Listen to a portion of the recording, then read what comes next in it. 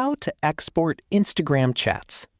In this video, I'll show you how to export Instagram chats. While Instagram doesn't let you restore deleted conversations directly in the app, you can download your account data to check if your deleted messages are included. Start by opening the Instagram app on your Android phone or iPhone.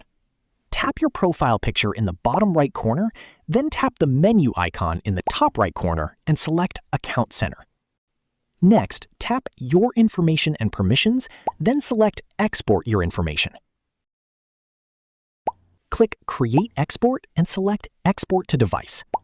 Now, choose some of your information or all of your information. Make sure Messages is selected and click on Save.